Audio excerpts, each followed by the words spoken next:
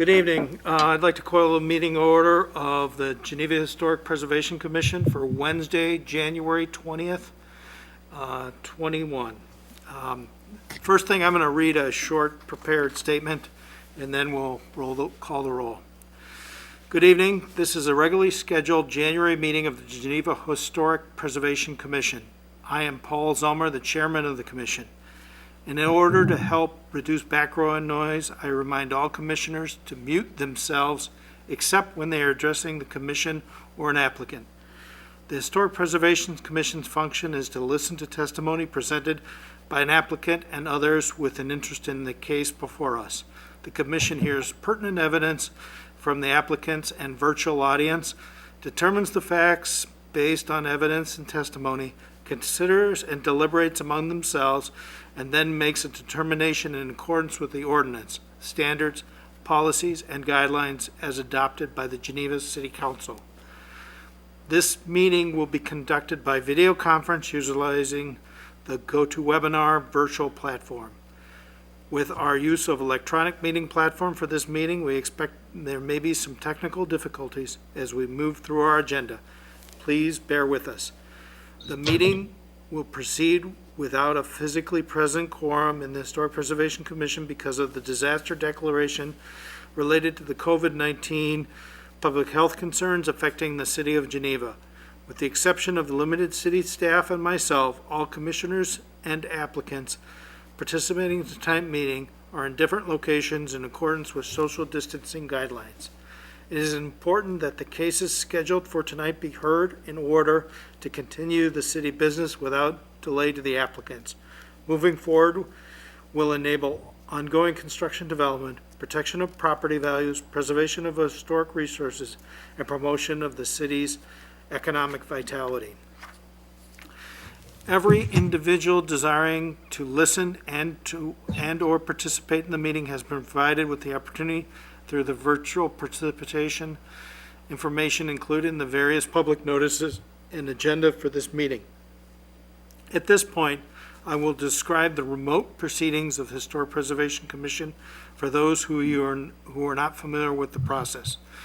For each item on the agenda this evening, our preservation planner will make a brief presentation regarding the specific request.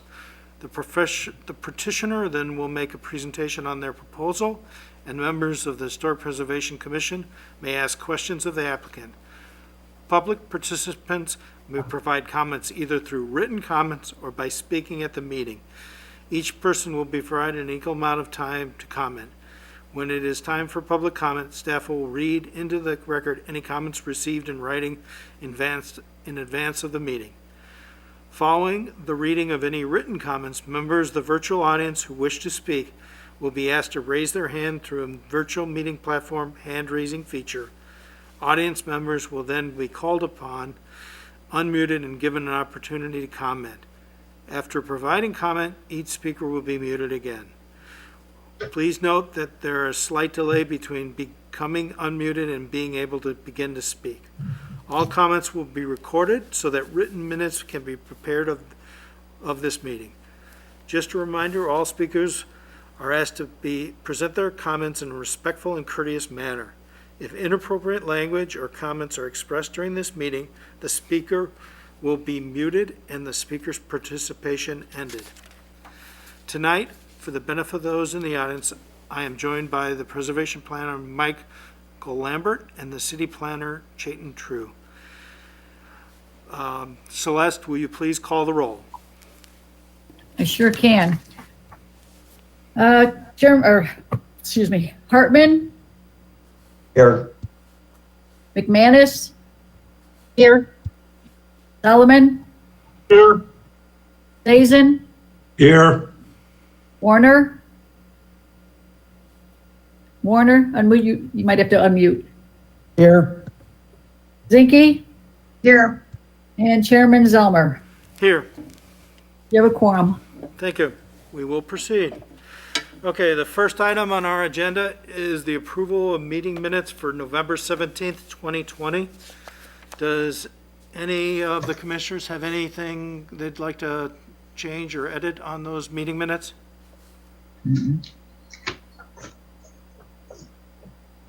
Nope. If there's No. no revisions called for, can I get a motion to accept the meeting minutes as presented? Motion to approve the meetings as presented? And can I get a second? Second. Okay, you seconded. Thank you. And all in favor? Aye. Aye. Any Aye. opposed? Actually, Chairman Zelmer, this is Celeste. Actually, I do need a roll call on You do those need roll because we are call. remote. Okay. And you know what? Can I get the names of sometimes if you guys make a motion, just say your name and you're motioning and, so-and-so seconds it. So I know. So who motioned and who second? Salomon motioned. Okay. Warner second. Warner second. Thank you.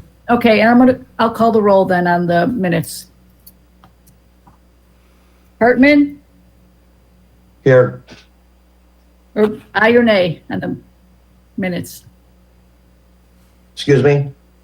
You have to say aye or nay on the minutes. Aye. Okay. McManus? Aye. Solomon? Aye. Dazen? Aye. Warner? Aye. Zinke? Aye.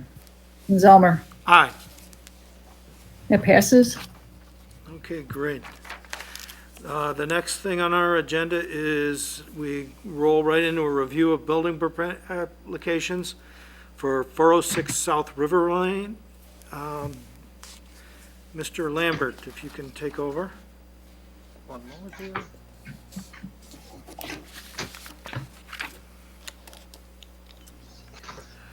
Thank you, Chairman Zelmer.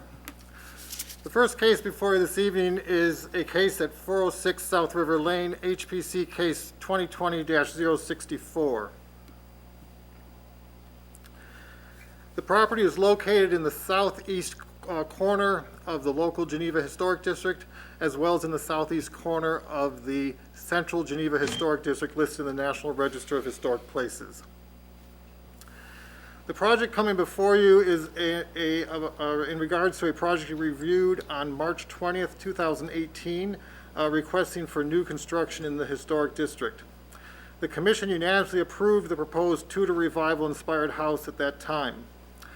However, the applicant has come to us now at this meeting, and based on rising material costs, is asking to have a modification of the approved exterior materials. In general, the majority of the stucco finish that was intended to be visible from the public street will be retained under the proposed modifications. However, the request seeks approval of composite lap siding at portions of the north and south sidewalls, the second floor dormers, the west rear wall, and the entire exterior of the detached garage. I'll quickly run through the images that were provided. So on the screen, we'll have both what was previously approved in March of 2018 and what is being proposed. So on this image on the on the left is the front facade with stucco shown to the street except at the second floor shed dormers. And again, the image on the right is provided to show what it looked like when it was proposed as all stucco. On the north elevation or the right elevation, the stucco would continue to the stair projection. That's the gabled section at the middle of the elevation. In the proposed revisions, the second floor and the rear portion of the north facade would be clapboard siding. On the left side or the south side, the second floor and the first floor beyond the chimney breast would be modified with clapboard siding. The stucco on the first floor would continue to the chimney breast to a logical stopping point. And on the rear elevation, which again is not under the purview of the Historic Preservation Commission, but just to give you the full view of the project, the entire rear elevation would be substituted with clapboard siding. This is a composite siding, so it's a hardy plank type of fiber cement siding. As far as the garage goes, the entire garage would have the stucco eliminated and be replaced with the composite clapboard siding. All the other details are remaining the same. I pointed out in the staff report that there will be 1 or 2 locations where the coved bracket detail at the eave will be eliminated, just for those who may not be real familiar with the reading of the plans. The soffit is called to be a regular square 90-degree soffit at most places, shown on the left. But where there is stucco, there is this coved detail that, when you look at it from the end view, is like a wide bracket. And so that would be eliminated only at the rear elevation and at the detached garage. That is a summary of the project. At this time, Sean Gallagher is here on behalf of the developer, Hogan Design and Construction, and he can elaborate on any of the issues that I've identified. Hello, board members. Good evening. Good evening. Hello, Sean. Can everybody hear me okay? Yes. Yes? Yes. Thank Yes. you. Here again, I don't know what much else to say because Michael does such a good job of summarizing. For those of you that are in the construction world, material prices have not gone down as we had sort of hoped. And one of the things that is sort of a natural byproduct of that is this adjustment to the building's cladding. From the front, really the only real changes we see are in the shed dormers. So thankfully, working with Michael, we were able to come up with a solution for how the siding will terminate into these projecting elements. The stair piece that you see projects out about 5'2". So the stucco material terminates into the stair projection element, and then that wraps back to the main body of the house in the back, so it conceals the lap siding at the base. Thank you, Michael, very helpful. And then on that opposite side, or on the south side, you have the chimney acting as a terminus for the stucco material, and then the siding takes off from there. We do have a beaded, so the house at 402 has a beaded siding as well.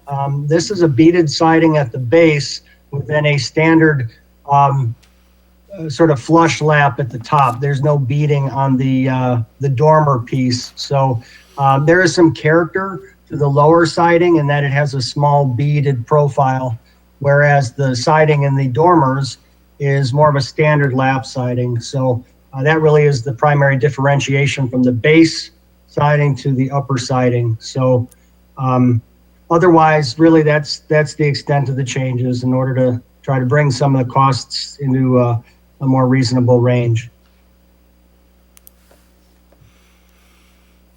Okay. Any questions from the commission?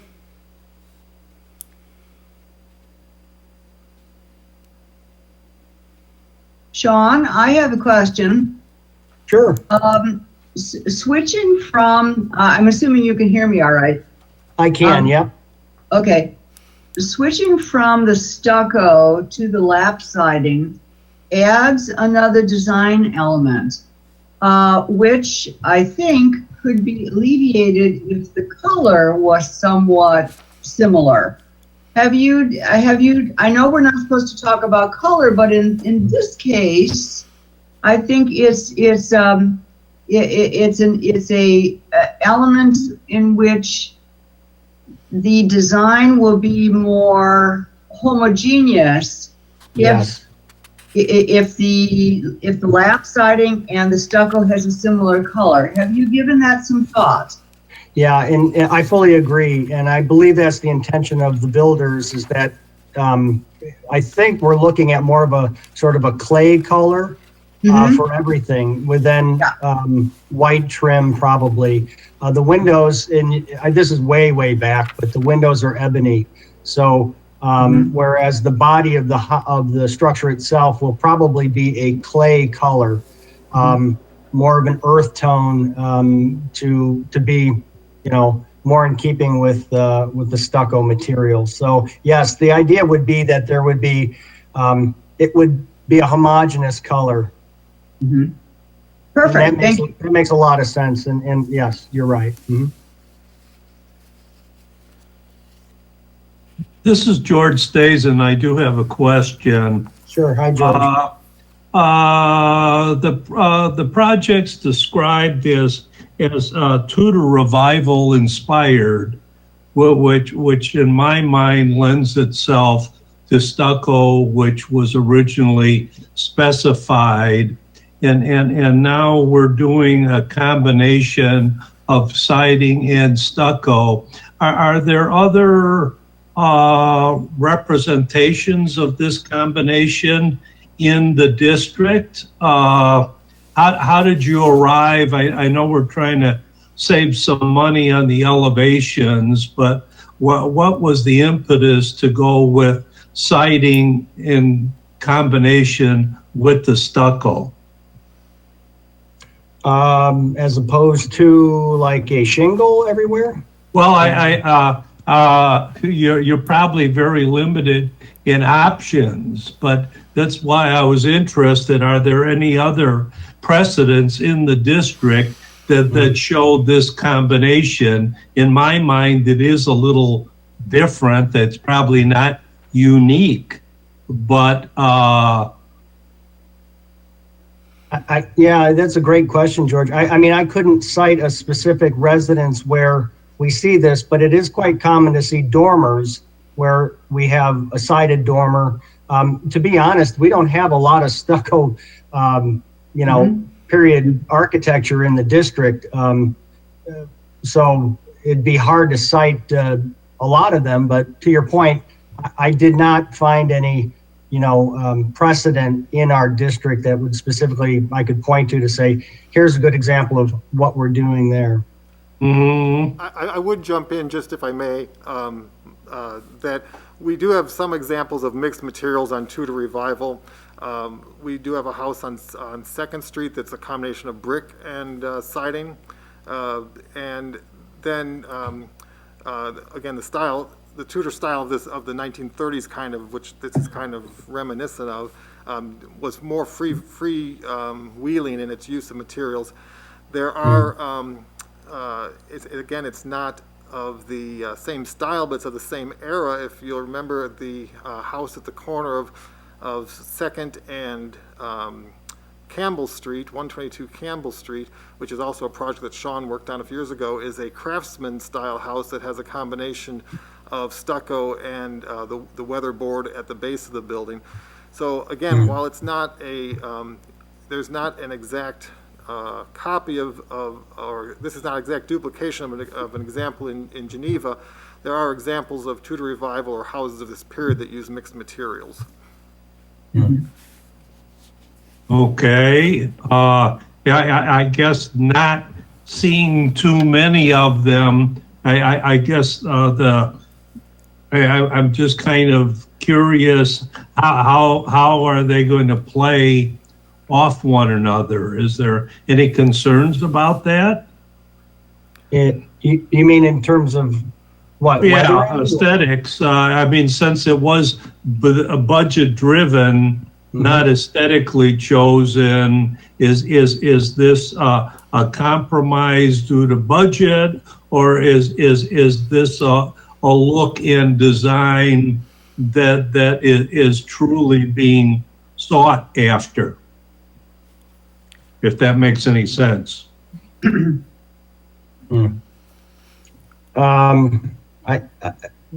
afraid, George, I'm not fully gripping the question. Okay, let me try it another way. Since the idea was to reduce the budget by a substitution in materials, is that the sole driving design factor behind this then?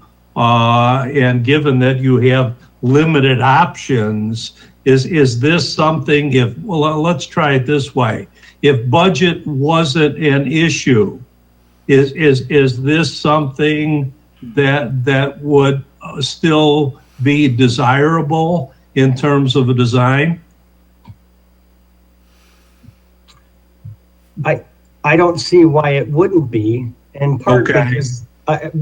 because we've been kind of, I think, thoughtful and clever as to where we're using architectural elements to create logical sort of divisions in material. And to Carolyn's point, looking at a color vocabulary that is consistent throughout makes a lot of sense to create some homogeneity or homogeneous sort of look to it. Alternatively, I can't imagine another way we would have tackled this as an alternative to, and to be able to maintain some stucco, right? I mean, we could have together removed stucco as a material and not had to, contend with additional budgetary restraints from that end. So, that could have certainly been an alternative, but here we want to maintain that sort of, neo-Tudor feel. Okay. If I may jump in Thank also, you. just because I had the conversation with Brian Hogan when this was first brought up, and Sean kind of touched on it. One of the things that Brian and I discussed when he brought this forward was the kind of the unique siting of these three infill homes that are being designed. They don't have the broad yard that you would have seen maybe 50 or 60 years ago. I don't remember what the exact distance between the houses is, Sean, perhaps you have that. But because of the way the house sits with the house to the south, and then the way the three new houses sit in fairly close proximity to one another, I don't think you're going to read that the rear of the building is enclabbered.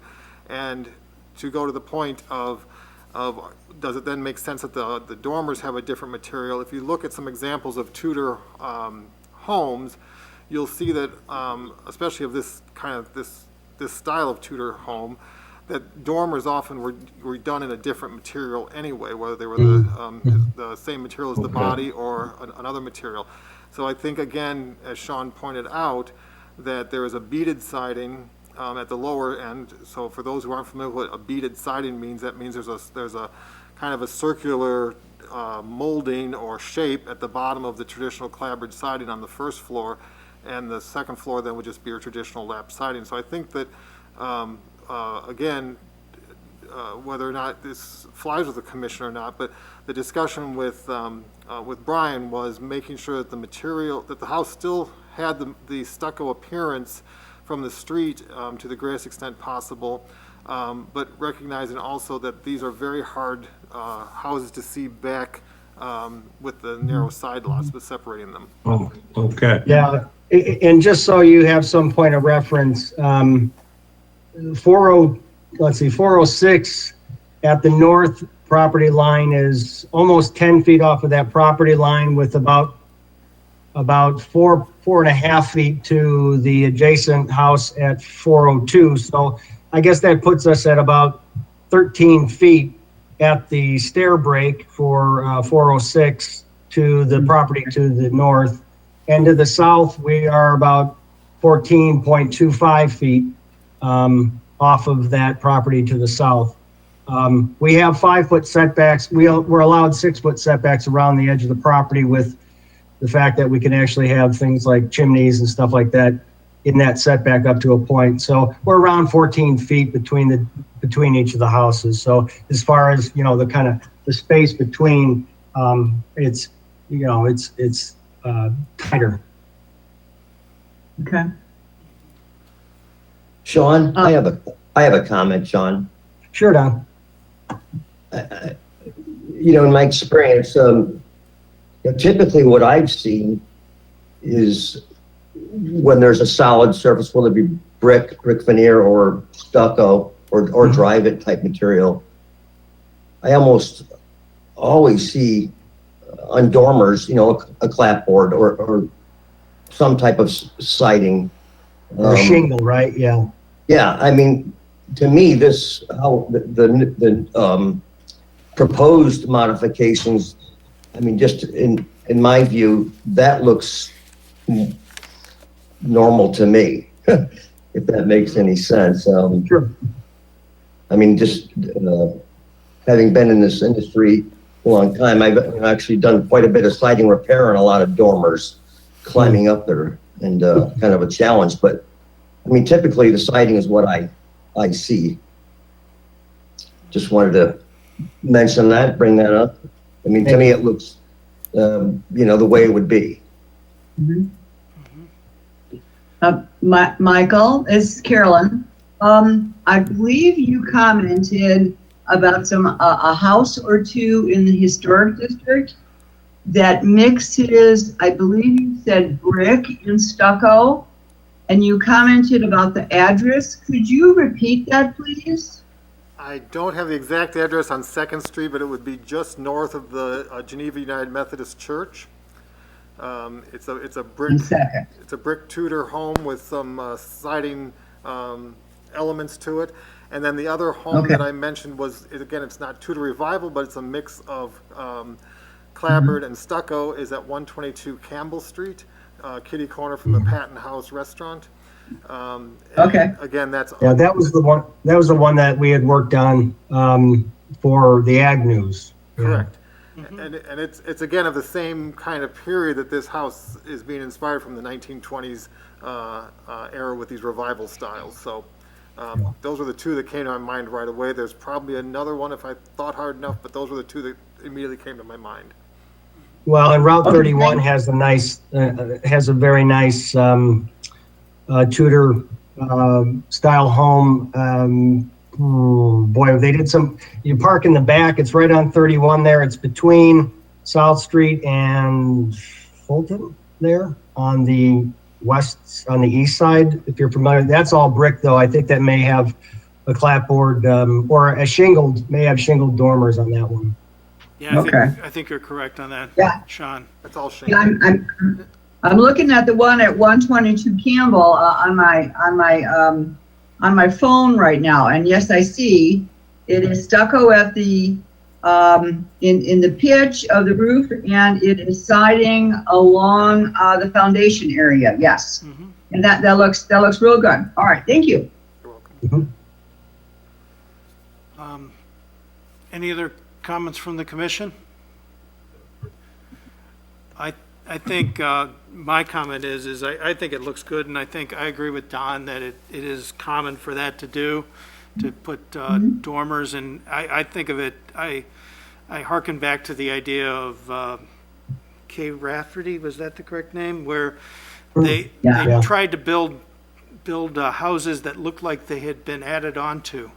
And the dormers are usually something you add on to after, so it looks like that could be that sort of thing here. So that's my opinion. But unless anyone, do we have any comments from anyone else? Not from the public. Okay. I seem to get a pretty good idea that we have a consensus that this would be okay. Can I get a motion from someone to approve this as presented? I'll do it.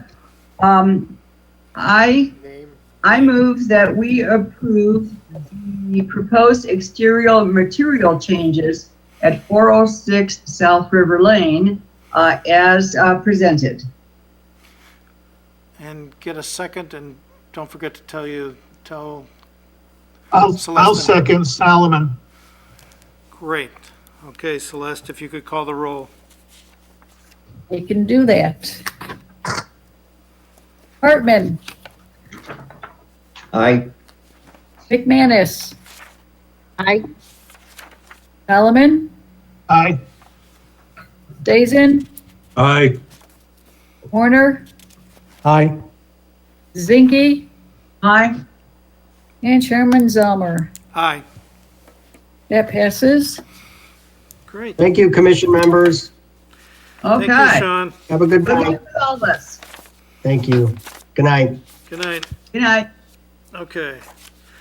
Next on our agenda is 621 South Street. Review of building permit application. Thank you, Chairman Zellmer. 621 South Street is HPC case 2020-091. It's a request for the approval of a rear porch at a contributing property. The property is located in the far southwest corner of the Central Geneva Historic District and in the southwest corner of the Central Geneva Historic District listed in the National Register of Historic Places. The property, I gave you a little bit of a background just because being the Historic Preservation Commission, I thought you would be interested in understanding the evolution of this house. It was originally built at the northwest corner of Fulton and First Street in 1855 for Wash Adams and his wife Sarah. He was an employee of the Chicago and Northwestern Railway, and by the time he retired, he had been elevated to the position of secretary of the railway. The Adams lived in this house until his death, and then Mrs. Adams continued to live in the home until 1901 when she sold it and moved to Elgin. And the house was then moved to the opposite end of the block at the corner of Franklin and First, at the southwest corner. And it stood there from 1903 until 1926. And at that time, the Turner family wanted to have the land cleared, and so Lulu Hawkins White, a widow who was a very profitable life insurance sales lady, agreed to purchase the house and move it to the site at 621 South Street. In the process, the oldest portions of the house that are pictured in the bird's eye view were removed, and the main portion that was built in 1859 by Wash Adams was moved to the South Street property. The property has been renovated numerous times throughout its lifetime. Mrs. White only lived there 2 years before she died an untimely death, and the house was then remodeled by the next few owners. In 1988, the house was extensively remodeled and enlarged, and in 2004, the house was further remodeled with rearrangement and replacement of some windows, installation of new cedar siding, construction of a new garage at the rear of the house, and the relocation of the driveway from 7th Street to South Street.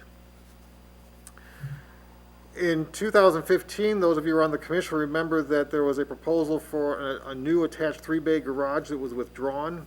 And shortly after it was withdrawn, the property was put up for sale, and Mike and Lynn Fair purchased the property immediately thereafter. In July of 2016, Mr. and Mrs. Fair appeared before the HPC requesting some window and door modifications on the west side of the home, which then led the building official to request some railing modifications of the historic low railing. Originally, the attempt was to save those railings and add another railing to it. However, as the work proceeded, it was discovered that the railings had rotted severely and actually down into the roof structure. And so they came back to the commission, and it was approved to replace the railings, which they did on both sides, with a standard 36-inch high railing. I give that all as background just so that you're familiar with that the house has been altered numerous times. The issue here before us really is that according to the zoning regulations in the city of Geneva, the narrow side of the lot is considered the front yard from a zoning perspective. So even though the architectural front faces South Street, the zoning lot front yard is the 7th Street yard, and therefore the proposed location of this open air porch is in the front yard and therefore subject to review by the Historic Preservation Commission. The area is highlighted with the red circles in this view. So again, you can see it's in a fairly discrete portion of the lot. There is a mature landscape hedge that encircles the lot on the South and 7th Street corner and the 7th Street frontage. The existing conditions are this. There is an existing cobblestone patio where this new structure would be built. There was a pergola there that was removed this summer due to extensive rot and insect infestation, and it had become unsafe. So that was removed and will be replaced with this structure if approved. The inspiration images are included here. So again, you can see it's an outdoor entertaining and living area with a fireplace and a TV area and someplace to provide some shade on the west side that gets a tremendous amount of sun in the yard. Just to give you an idea of the location, it is being attached to the 2004 garage addition. Not to the historic house itself. So the blue area is the proposed outdoor porch area. The light pinkish gray area is the existing hard surfaced patio. So you can see that the screen porch will extend just a little bit beyond up to the north, beyond the existing patio area. And the area underneath the new covered area will have the paving replaced with a smoother paving material. But the other cobblestone area will still surround it on the perimeter and will remain. The elevations of the project have been included in your packet and are on the screen now. The proposal is to use a stone product on the fireplace and then true cedar material to match the rest of the house that would be painted to match the house. The material is identified as being a smooth finish, so it complies with our siding policy, the Geneva siding policy, and the addition, the outdoor porch is in character with the 2004 addition that it's attaching to. So with that, I would turn it over to Ben Hines, who is here representing the project, and I will let him take it over, and I'll go back to the beginning. Hi, good evening.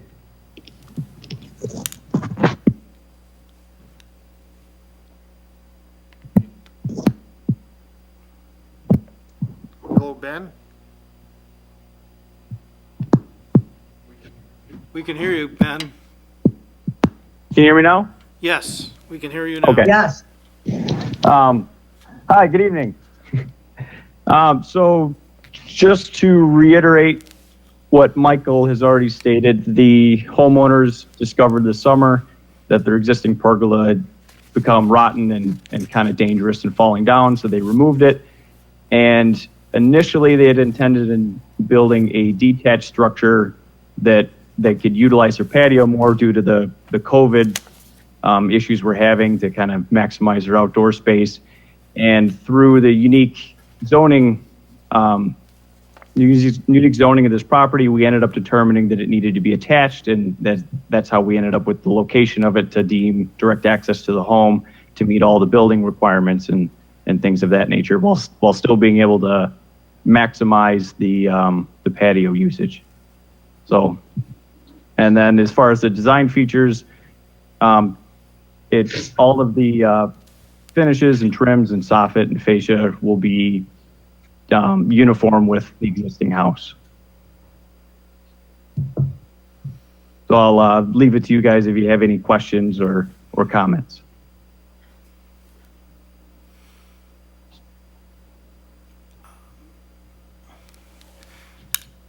Any comments at all from the commission? I think it looks good. I'm imagining you'll be probably seeing a few of these with everything going on to maximize outdoor space. Yeah. Well, they have such a beautiful lawn there. That's a perfect idea. Yeah. Yeah. This is George Stazen. I do have one question. And could we go back to the design again, Michael, please? The rendering part. This one? No, the actual rendering. There it is. Okay. we lost it again. With this one? Well, that'll work too. Either one, either the rendering or the elevations. I can give you the elevations. There you go. Okay. I see, and it's a pretty substantial element. A lot of stone on is that intended to be a fireplace as well there, or is it just a flat element? It is a fireplace, and then Okay. the additional stone on either side is strictly for aesthetics Okay. and for entertaining purposes. Okay. And I'm not directly familiar with that property, and I was not able to get out there before this meeting, but is there any stone of this nature anywhere else on any of the elevations on that particular property? Michael might know better on this, but I believe there are several fireplaces, so I believe there is a stone chase somewhere, if I remember. I can't recall the location. The chimneys are brick on the home. Again, the location of this architecturally is normally not a place we would normally even be reviewing because it's the rear of the yard. So again, I don't know that a change of material is really, or it's the rear of the house rather, not the rear yard, but the rear of the house. So normally we would encourage materials that would identify it as of its own period, its own time. Certainly, it's a standalone element attached to an addition, not actually attached to the historic home. So again, I think that that's strictly an aesthetic choice that the commission, the applicant will have to come to terms with, but I don't think that it does not adversely impact any historic element of the building, which again is our primary concern as a historic preservation commission. Right. Well, my concern was obviously the character of the stone itself and the size of the element, the massing on that particular feature is going to appear to be sizable. And given that I do not see that anywhere else on the front or side elevations, it is introducing something that is a sizable, readily identifiable element. But if it is kind of tucked in the back visually, maybe it will not be of the consequence that I'm attributing to it. I think what may help answer the design element of that for you would be the homeowners view this more of a landscaping feature, considering its outdoor openness. And if you look at the back of the east view from 7th Street, there's a natural stone landscaping wall along with large natural stone pillars in the back, and it'll be kind of homogeneous with that styling. Okay. And so the stone would be of similar character as that, the elements that are the landscaping right now? Yes, yeah. The intent with the fireplace is to stick with more of a natural stone and limestone element to be more cohesive with the existing landscaping. Okay, thank you. I have a question for my own education. Michael, can you go back to the footprint where this new element has to be attached to? Why does it have to be attached to the existing garage? I may defer. Do you want me to answer that, Michael, or do you want to?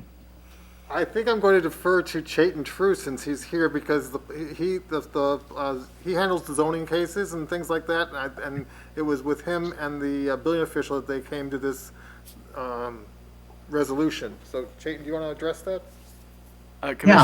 Commission, I believe the reason that the applicant has this feature attached to the garage was because that would be a permitted use or a permitted element by right in that zoning district. And by allowing that, they wouldn't need to necessarily go through the variation process to get this feature approved on or within their yard space. And to clarify that a little bit too, because this is the front yard in the zoning lot, this is considered a front porch, which is allowed by the zoning zoning code, but a arbor, trellis, pergola, gazebo is not allowed in a front yard. So by attaching this, it becomes a front porch, and so it does meet the qualification of what is allowed in a front yard of a zoning lot. That's correct. Thank you. Okay. I have a question. So is this a direct vented fireplace? Yes, Okay. It is. yes. Okay. Yeah, that was actually my question also. I don't see any flue coming up out of it, so. Yeah, there are two reasons for that. One of them is the homeowner specifically requested a direct vent, just for ease of use. And the other reason being that there's height restrictions for this type of structure. Yeah, I mean, I think it looks better without the flue going through that gable end. You know, That's what we wanted to avoid. I'm sure there's a minimum height requirement for downdraft and some other issues. Okay, I figured it was direct vent, not seeing a stack. All right, thank you. Okay. Any other questions from the commission? No? Is there any questions from the public? No? Okay. I agree with the commission's comments about this, and I was glad to see that you brought up the direct vent stuff, Don. So I had that question also. But I think it does work with the existing landscaping. If that matches the existing landscape walls, it'll be good. With that, can I get a motion from the commission? I move to approve the, what am I calling this? 621 South Street. Addition? It's not an addition. What am I calling this? The project Addition. at 21 South Street As presented? as presented. I would second that. And was that you, Don, that seconded it? Yes, Hartman. Okay. If you could call the roll, Celeste. Hartman, Yes. McManus, I, Solomon, Yep, aye. Dazen, Aye. Warner, Aye. Zinke, Aye. and Chairman Zelmer. Aye. That passes. Thank you. Thank you, Mr. Hines. Thank you. I have a question. How come David's picture is not on the screen? David. Aha, there he is. Okay. Okay. Procedural question. Do you see Mr. Schmidt on the computer list, on the panelist list? I don't see him. Mr. Who? Schmidt, the next case. We don't present a case without someone present. Is he? Is Nancy on? Okay, Okay. okay, Okay. thank you. Our next building permit review is 615 James Street. Mr. Lambert? Thank you, Chairman Zelmer. 615 James Street is HPC case 2020-092.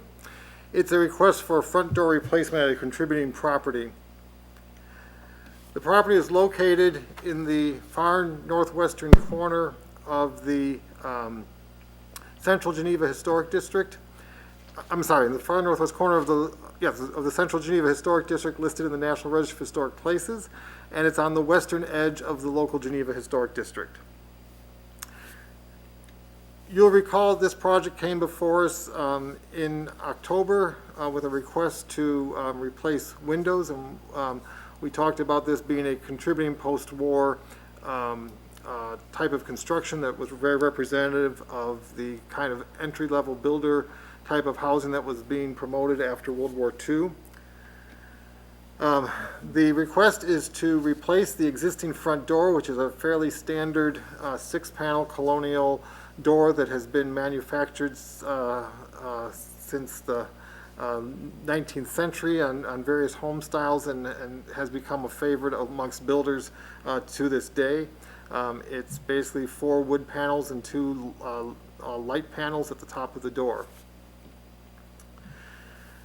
The owner is requesting to replace the front door as part of the renovations. On the right side of the screen, you'll see the recent picture taken last week of the house with the completed window replacement project. The windows are installed per the Commission's approval, and now they are coming forward and would like to replace the existing wood door with a fiberglass entry door that is a 2-panel with a 3-light window. And so the window is slightly larger than what is in the current colonial style door, but still provides some privacy. Again, there were a variety of doors that were used throughout the early to mid part of the 20th century as part of builder packages. While this may not be an exact replica of the existing door, it is representative doors that were used in the period of this house being built. The owner has been, and builder in my discussions with Mike Schmidt, the contractor, were very concerned with keeping a very streamlined door that went along with the clean lines of the house and kind of the builder's level scale of the house. So you'll notice that even though this is what some might call a cottage-style door, it does not have what some call the bird rail, which is that little shelf with the brackets under the window.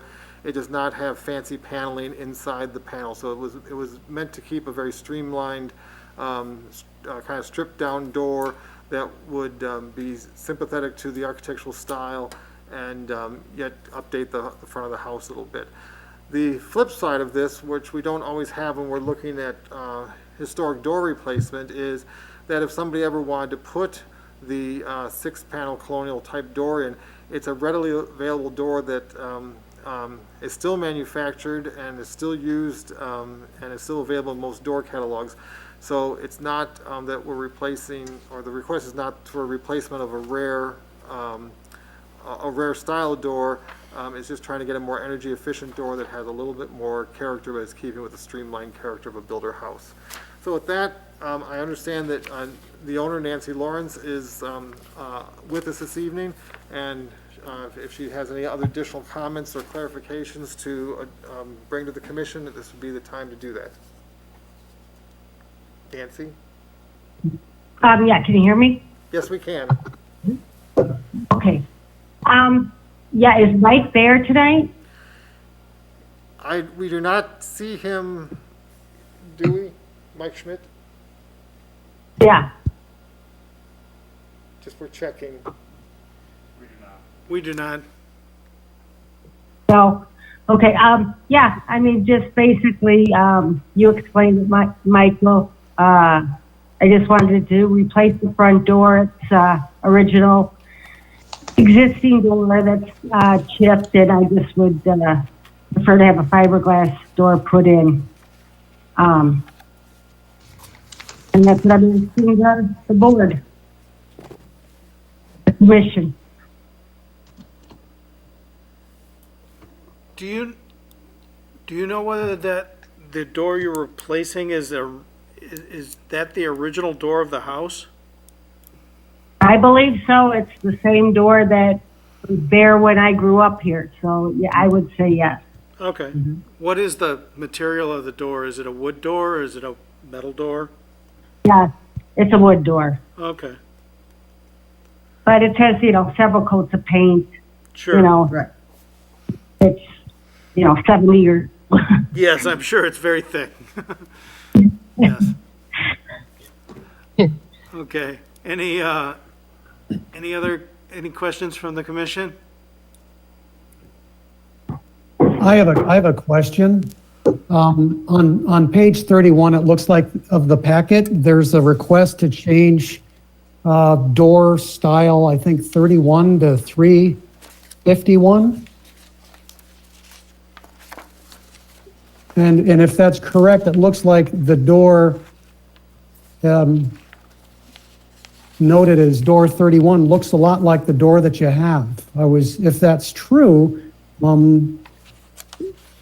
why the selection for 351?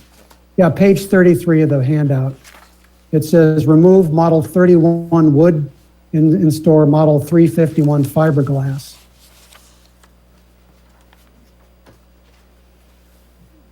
And you go to page 36 and it looks like, if I'm reading this correctly, door 31 looks like 4 panels with 2 lights. You're correct, David. You're correct, David, that Model 31 is an identical door to that. I'll let Nancy address this, but the discussion that Mike Schmidt had with me on the phone when he introduced this request was that the desire was to get a little bit more light in the through the door. And Nancy can verify if that's the case or if there's some other driving factor.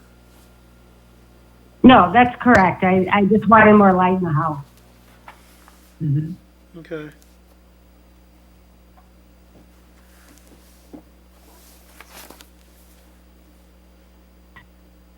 Is it correct? The Michael, other, go ahead. just one more question. It said that the motivation was energy efficiency and that you plan to install a storm as well? Yes. I mean, I already have a storm door. I wanted to replace both doors, but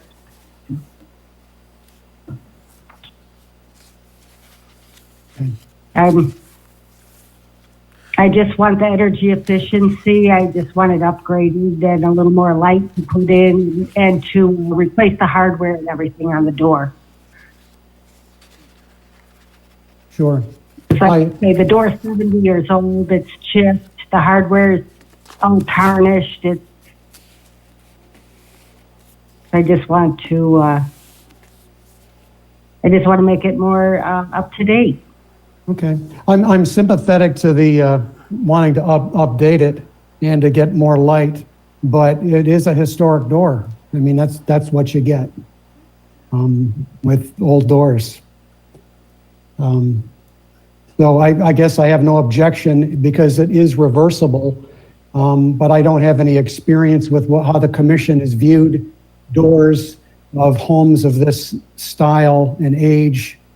I don't mean to be difficult, but the energy savings will probably never be realized unless it's leaking significantly. So if you need more light, that's a secondary issue, but that's all I have to say.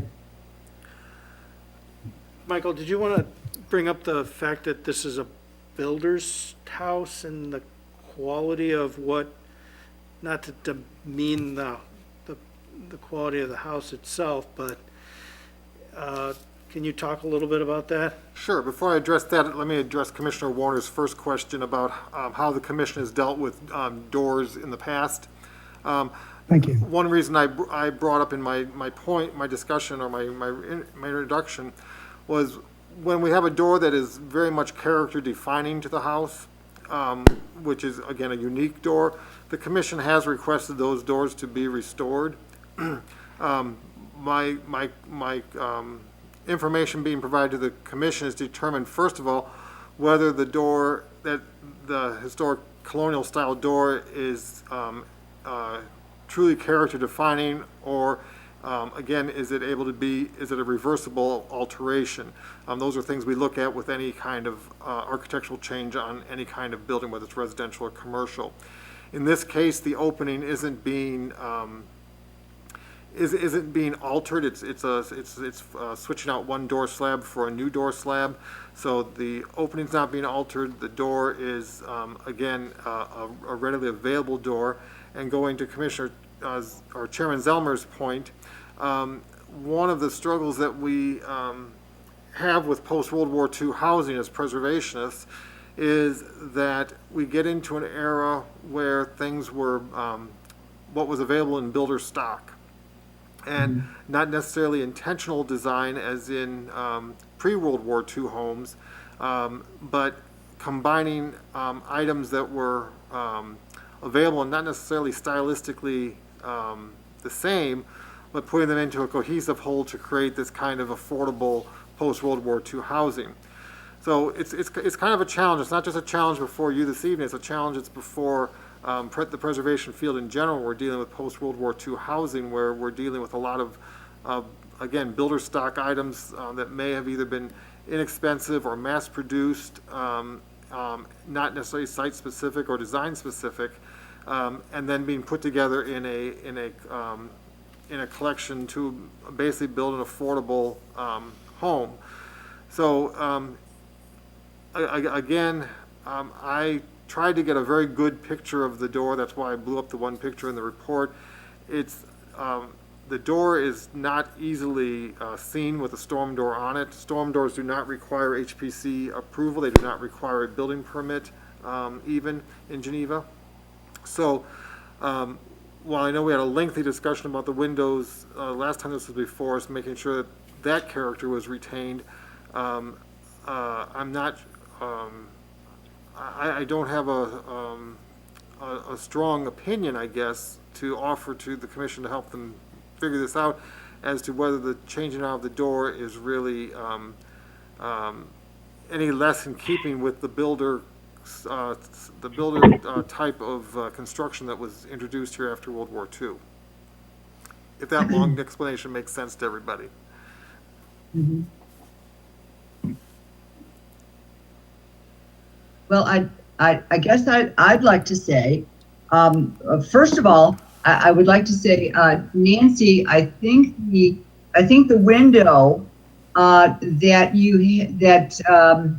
you got after the other windows were put in, I think that window is just fabulous, and I'm hoping that you like it.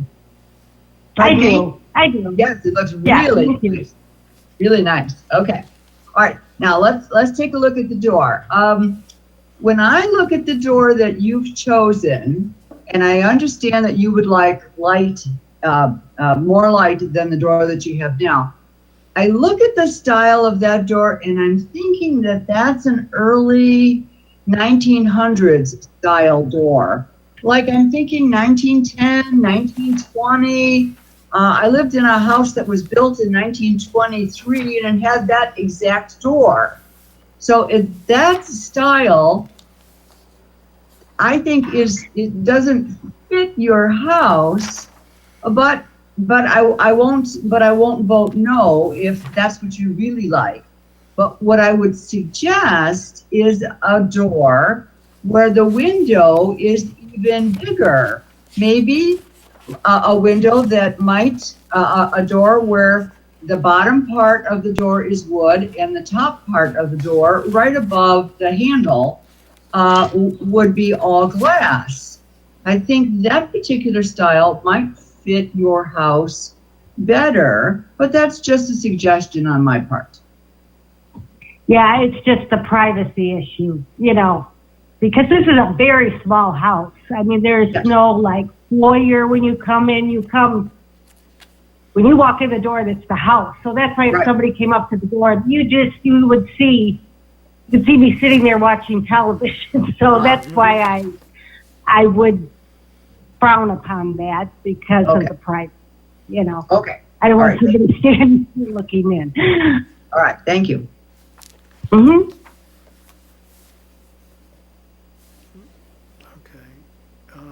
Any other comments from the commission?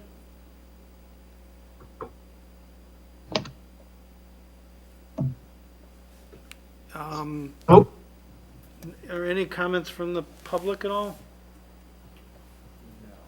No? Okay.